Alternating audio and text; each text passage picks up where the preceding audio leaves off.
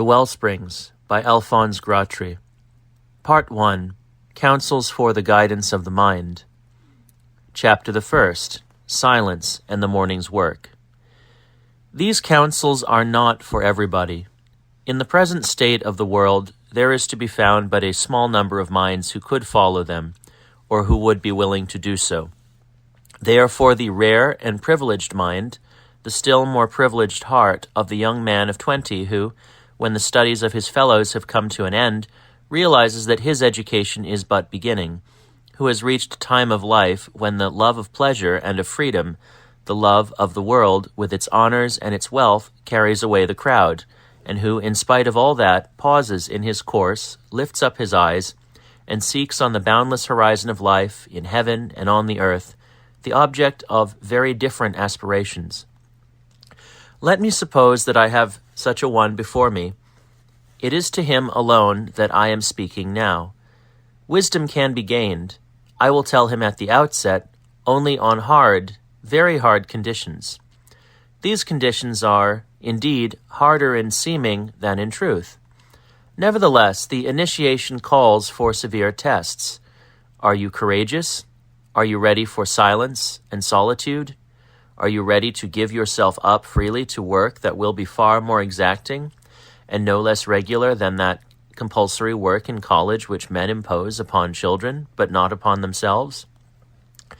Are you ready to trudge along your rugged way and see your equals following an easy path, catch up on you and take your place in the world? Can you sacrifice all things without exception to justice and to truth? If so, listen. 1. If you have this extraordinary determination, if you can overcome all reasonable or unreasonable oppositions that endeavor to hold you back, you will have a new teacher, and the teacher will be God. Yes, God. The time has come when you are to put into practice what Christ once said. Call no man on earth your master, for all of you have but one master, Christ, and you are all brethren. Matthew 23:8. Yes, henceforth you must have God for master. My object now is to prove this to you, and then to set before you the practical means whereby you may come to learn from the divine master. St. Augustine wrote a book called De Magistro, in which he shows that there is but one master, and that master is within. Read this book. Malebranche has written much about this subject, admirable things, too little known, but above all too little practiced. Read them with attention and with thought. You have often heard it said, you yourself, I dare say, have said it often, that God is the universal light that enlighteneth every man that cometh into this world. Do you believe that? If you do believe it, follow out its consequences. If you believe that you have within you a master who would teach you eternal wisdom, say to this master as resolutely and as plainly as you would say it to a man standing before you, Master, speak, I listen. But when you have said, I listen, it is necessary that you should indeed listen. That seems an obvious thing to say, but it is altogether essential. That you may listen, you must first secure silence. Now I ask, who are they among men in general, but above all, among thinkers, who are they who do secure silence? The most of men of study like the rest, have not 1/2 hour's silence in the day. And when the book of the Apocalypse says somewhere, and there was made in heaven a silence of as it were 1/2 an hour, the sacred text seems to me to speak of something that is rare indeed in the heaven of the soul. All day long, the man of study hears other men talk or talks himself, and when he seems to be alone and silent, he has his books and makes them speak to him by his hurrying glance that speeds from page to page. His solitude is peopled, besieged, encumbered not only by the friends of his mind and by the great writers whose words he gathers into it, but by a host of unknown, worthless talkers, and by books which are sheer hindrances. Moreover, this man, who imagines that he wishes to think and to attain enlightenment, allows that disturber of all silence, that profaner of all solitude, the daily press, to steal from him every morning an hour or more, an hour during which passion, blindness, empty chatter, and falsehood The dust of useless facts, the delusion of vain fears and of impossible hopes, takes possession of that mind meant for knowledge and for wisdom, taking up all its thoughts and tarnishing it, perhaps for the whole of the coming day. Believe me, a mind that works in such a way will learn nothing, or next to nothing, just because there is but one teacher, that teacher is within, that we must hearken to him if we would hear, and must be silent that we may hearken. If you would establish a certain silence round about you, read little and keep at arm's length the profane. Shun useless words of any kind. An account must one day be rendered, says the Gospel, of every idle word, and this account will be demanded from accomplices no less than from the talkers themselves. 2. We must therefore hearken to God. There must be silence that we may hear him. But is silence enough? Yes, we may say that silence is enough, since, as St. Augustine says, everlasting wisdom never ceases to speak to the creature, and our reason never ceases to stir, to ferment within us. But silence is not easily to be had. When you have stilled the voice of men and the voice of books, when at last you are really alone, have you succeeded in obtaining silence? What about that inward talkativeness of empty thought, of uneasy longing, of passion, of the peculiar prejudices of one's upbringing, of those still more dangerous prejudices which are those of the times in which you live, and which work upon you without your knowing it? Before you reach the hallowed silence of the sanctuary, great victories must be won, supernatural victories, of which Christ has said, Qui vicerit dabo ei potestatem super gentes. To him that shall conquer I will give power over the nations. One must cease to be the slave of oneself or of one's times. I do not say that the struggle should have concluded. I say that it should have at least begun. The passion that is in you should have begun to feel the higher power of reason. You must break with the world and say to the torrent of your times, Thou shalt not carry me away. You must eschew the false aspect of the spirit of the day, that blind and perverse impulse whereby each epoch in its turn threatens to escape from the true scheme of universal history and delays its accomplishment. Corrumpere et corrumpi seculum vocatur, said Tacitus. You must raise yourself above that world, that corrupting world with its prejudices, its teachings, its philosophy, if it has any. You must keep yourself above that world that you may judge it from above. Judge it that you may vanquish it and guide it in the name of God. That is the meaning of the text I have quoted above. Qui vicerit dabo ei potestatem super gentes. I shall not dwell further on this essential point, nor upon the exceeding difficulty of this victory. Nor shall I insist upon that deep-seated dread that seizes upon one who had been guilelessly leading the life of his time, and now, beginning the strife with that life, and its strong currents, begins to realize his own weakness, his littleness, his insignificance in presence of those mighty waters. All this would lead us too far from our subject. Here I shall merely point out on what conditions the soul may have silence so as to listen to God. 3. Pythagoras used to divide his disciples' day into 3 parts. The first was for God and spent in prayer. The second for God and spent in study and meditation. The third for men and for the business of life. Thus, all the first half of the day was for God, and as a matter of fact, it is in the morning before the distraction of our intercourse with men that we must listen to God. But let us be precise. What, you will ask me, is the meaning of listening to God? Must I, like the contemplatives of Hindustan, listen to him from dawn to midday with head bent between my hands or with eyes raised to heaven? What am I to do in reality? Here is my answer. You are to write. Have you ever asked yourself what is the means, if means there be, of learning to write? I here set before you the means of learning to write and of developing your faculties to the fullest extent. This will be a secondary advantage to be gained from the employment of your mornings. We shall begin with your morning's work considered from the second point of view. This will not be a digression, for you will see that this subordinate exercise leads you, in this case, straight to the main object. St. Augustine begins his soliloquies thus: I was a prey to 1,000 various thoughts, and for many days had been making strenuous efforts to find myself and my own good, and to know the evil to avoid, when on a sudden, was it myself? Was it some other? Was it without or within me? I cannot tell, yet above all things ardently long to know. At all events suddenly it was said to me, if you find what you are seeking, what will you do with it? To whom will you confide it? I shall keep it in my memory, answered I. But is your memory capable of treasuring up all that your mind has conceived? No, certainly it cannot. Then you must write. But how can this be done, seeing that you believe your health unequal to the labor of writing? These things cannot be dictated. They demand the most complete solitude. That is true.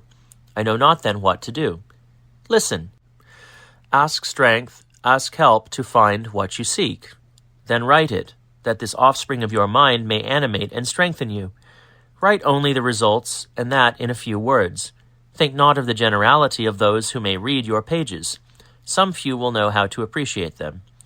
Now I ask you, do you think that these things happen only to St. Augustine? If they do happen to none but him, if they do not happen to us, the reason is that our pitiful incredulousness blocks the way. Do you believe in God? Is God speechless? Is it not certain, rather, that God speaks unceasingly, even as the sun does not cease to shine? I will say to you here with Thomasin, whoever wonders at these things, looks on them as unaccountable, unheard of, past belief. Such a one does not reflect that the real, substantial descent of God's inspiration into intelligent natures is a matter of daily and unceasing fact. But for the moment we need not dwell further on this aspect of the question. Does not St. Augustine, speaking of the source of his inspiration, wonder whether it was himself or another? For the present I shall only add this. If you follow my advice and give the best hours of the day to writing, there is nothing else that could bring in your way so many opportunities of seeing and hearing truth, nothing that could better train you to write. There indeed are the sources, the wellsprings of genius and of talent. Let us go into this in some detail. You know that it is only well-written books that live on and make their mark. The others, even though they be genuinely learned, are merely raw materials. They are inferior productions fated to be assimilated by some more powerful intellect which feeds upon them and adds them to the life of the human mind. If then you wish to spread truth, you must know how to write. I would say that you must acquire style, had not this word two meanings, one of which, the usual one, is contemptible. Taking this latter meaning, it would be right to cry out against style as people have cried out against zeal. The best style, if you take this sense of the word, is to have none at all. Such style serves but to smother thought, or to cloak the absence of it.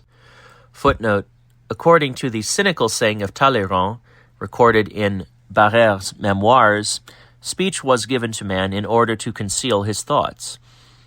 It is a mere clothing of ideas which is always in rather bad taste, and in any case, by the mere fact that it is a clothing, keeps us from attaining the sublime and soul-inspiring nakedness of truth. But if you will speak of style in the sense of that admirable saying, the style is the man, footnote, Buffon, then style is also eloquence. If eloquence be taken as la mise au dehors, an externization of the soul. With that proviso, it seems to me that no more can be said by way of practical rules for writing than may be found in the fragment from St. Augustine that has just been quoted. Style, eloquence, speech in the highest sense of the word, is the man himself, a man's soul made manifest, laid bare. That is to say, if you wish really to learn to write, you must shun not alone every word without thought, but every thought without soul. Style, said Dussault, is a habit of the mind. Happy those, says Joubert, with whom it is a habit of the soul. And Joubert used to add, the habit of the mind is artifice, the habit of the soul is excellence or perfection. Therefore, to write, one needs not presence of mind only, but the presence of one's soul. The heart, too, must be in it, nay, the whole man. It is the real self that we must get down to. So St. Augustine begins most fitly when he says, I sought myself. But there is need of something more. Not only must we learn to shun all words without thought, all thought without soul, but further I would say we must, in order to write well, avoid every state of soul that is without God. For surely what is manifested by eloquence is not the soul in its ugliness, but the soul in all its beauty. Now the soul's beauty consists above all in its likeness to God. For as Joubert says again, most aptly, the more speech resembles thought, and thought the soul, and the soul God, the more beauty have they all. You must then, like St. Augustine, seek your soul, seek your real self, yourself, and your own good, your soul and its beauty. Querenti mihi memetipsum et bonum meum. To write truly well, you need the presence of your soul and the presence of God. That is to say, your whole soul must be awakened and the light of God shine upon it.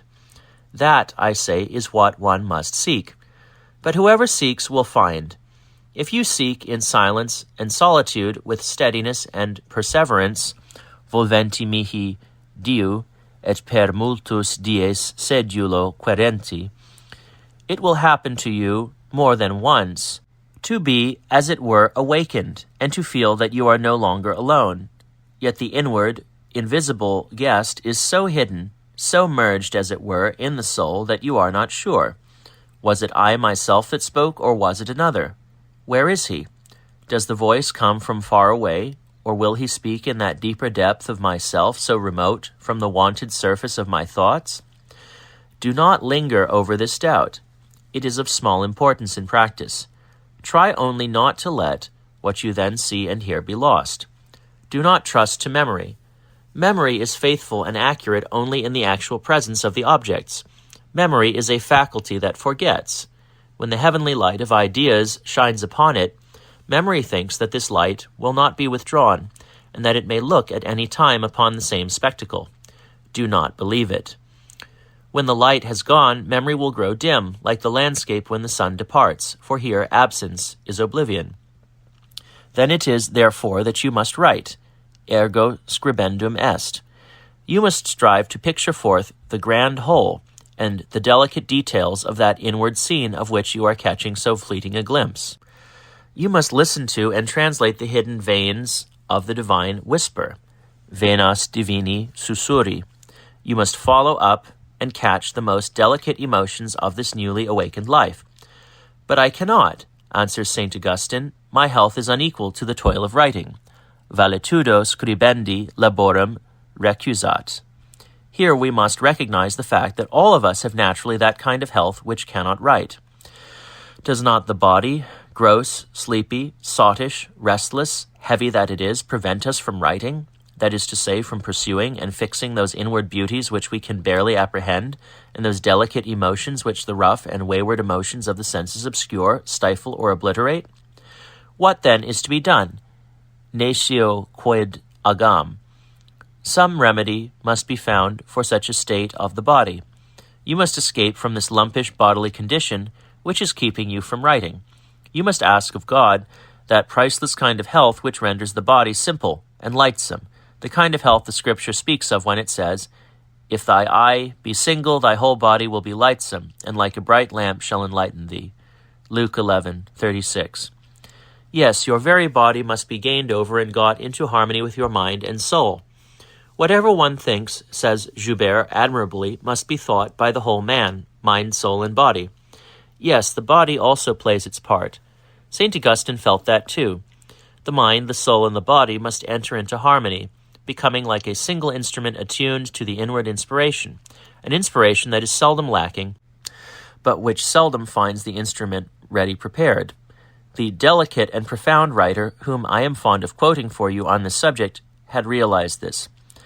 When it happens to the soul to proceed in this way, one feels that its fibers are all tuning up, as it were, and getting into unison. They sound of their own accord, and despite the author, who has henceforward nothing to do but listen to himself, tighten the strings which he notices to be growing slacken those which give notes that are too shrill, just as one who has a delicate ear for harmony is constrained to do when playing on some harp. Those who have ever produced some writing of this kind will understand me well. They will acknowledge that for such writing one must make of oneself once for all, or afresh for each new work, an organic instrument like this.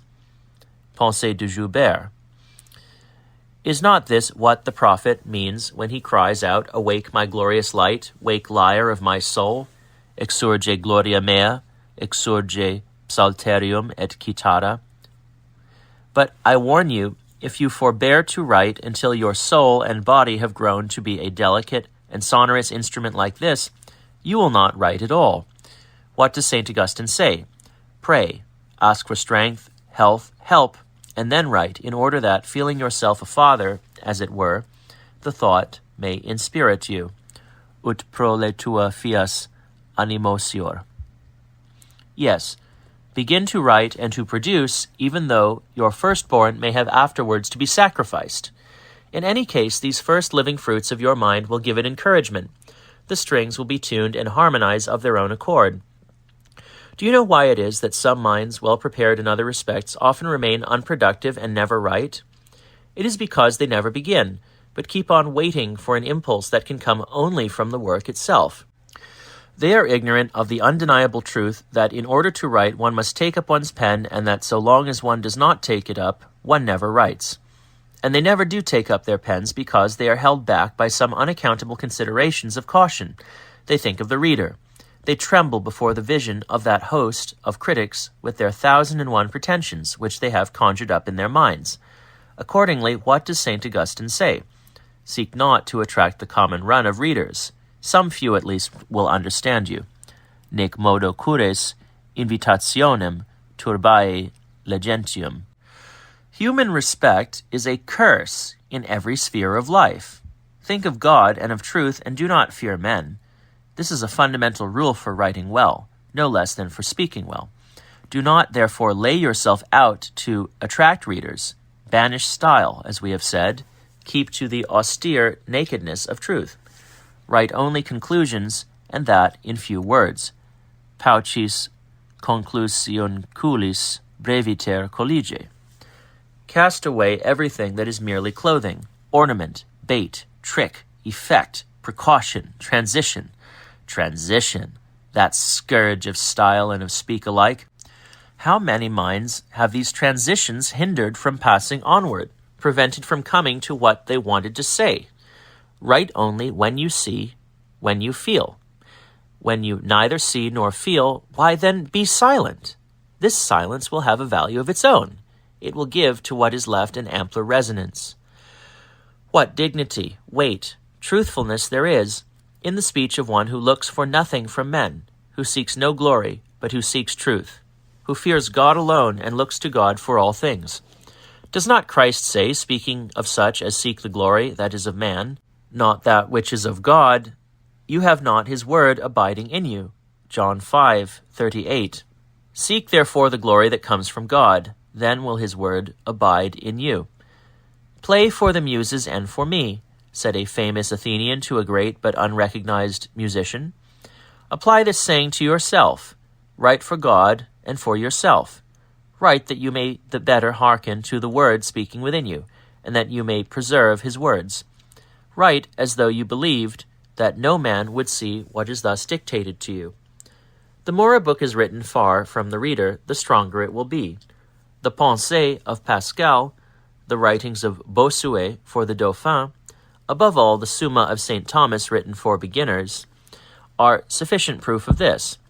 A most curious proof of it is to be seen in Massillon's two styles, that of the Petit Carême and that of the Discours Synodaux.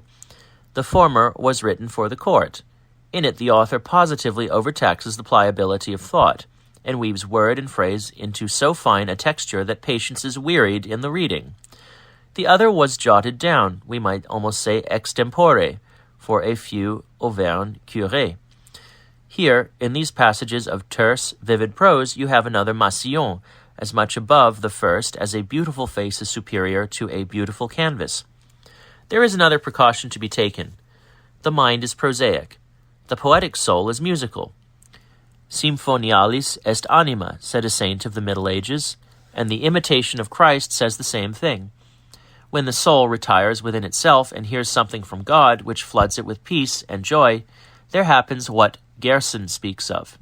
Si das pacem, si gaudium sanctum infundis, erit anima servi tui plena modulatione.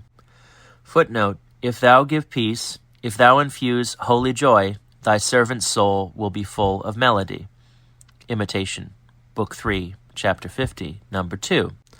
Joubert, too, understood this.